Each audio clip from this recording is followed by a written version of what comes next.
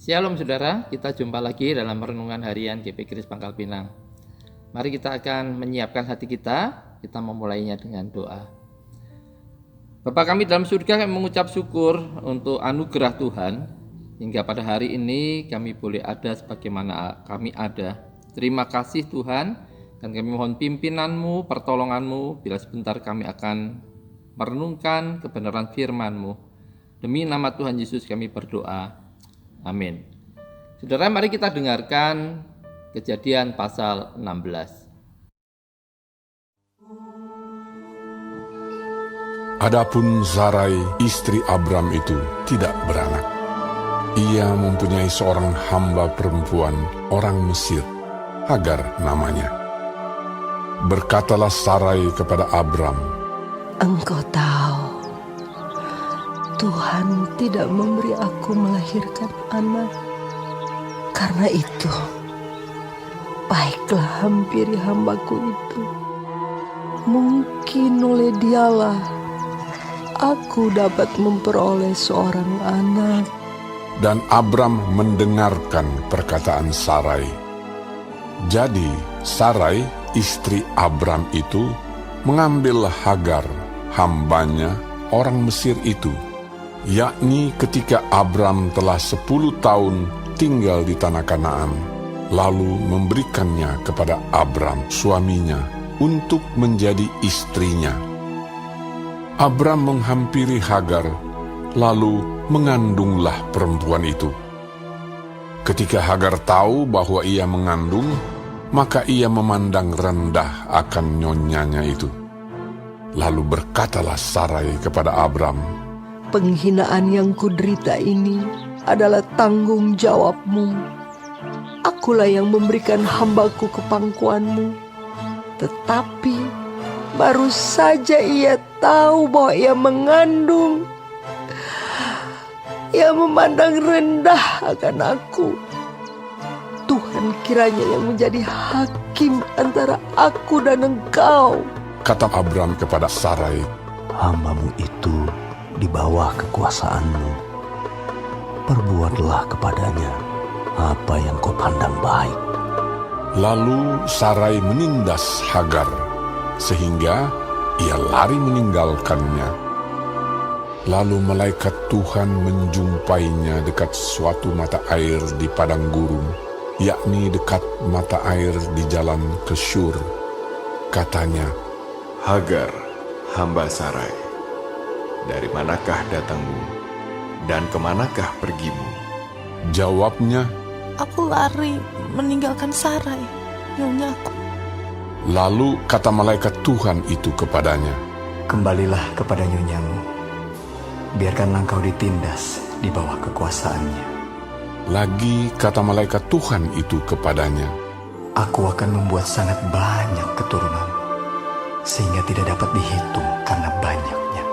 Selanjutnya kata malaikat Tuhan itu kepadanya, Engkau mengandung dan akan melahirkan seorang anak laki-laki, dan akan menamainya Ismail, sebab Tuhan telah mendengar tentang penindasan atasmu itu.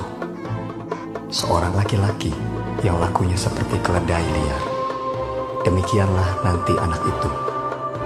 Tangannya akan melawan tiap-tiap orang, dan tangan tiap-tiap orang akan melawan dia. Dan di tempat kediamannya, ia akan menentang semua saudaranya. Kemudian Hagar menamakan Tuhan yang telah berfirman kepadanya itu dengan sebutan, Engkaulah El Roi. sebab katanya, Bukankah di sini kulihat Dia yang telah melihat aku? sebab itu sumur tadi disebutkan orang Sumur Lahai Roi. Letaknya antara Kades dan Beret.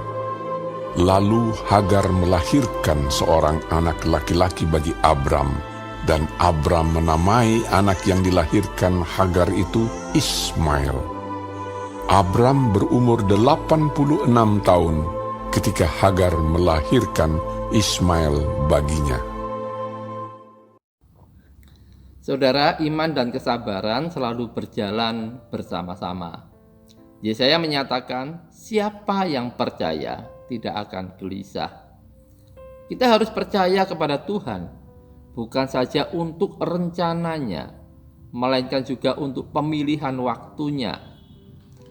Sebelum Tuhan menggenapkan janjinya kepada Abram, Tuhan harus menunggu sampai Abram dan Sarai masuk dalam usia yang sedemikian tua dan sepertinya tidak memungkinkan untuk mendapatkan apa yang Tuhan janjikan. Ini menjadi ujian bagi Abram dan Sarai. Dan Sarai ternyata lebih bersandar pada pengertiannya sendiri daripada janji-janji Tuhan. Ia bertindak menurut kehendaknya sendiri dengan memberikan Hagar budaknya, seorang perempuan dari Mesir, kepada Abram untuk mendapatkan keturunan.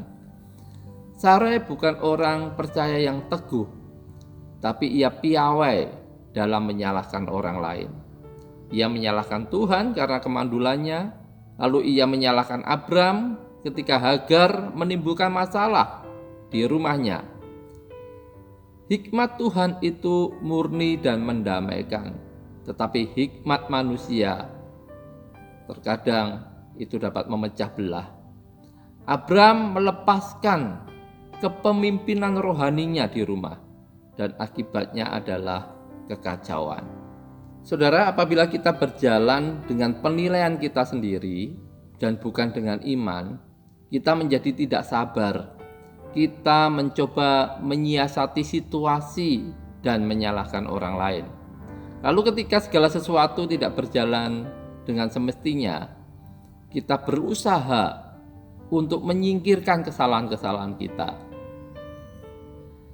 Ketika Hagar kemudian bersama anaknya melarikan diri dari rumah Abram, Tuhan mengirimkan Hagar dan Ismail kembali kepada Abram dan Sarai, dan mereka harus hidup bersama, menanggung kesalahan setidaknya selama 17 tahun kurang lebih.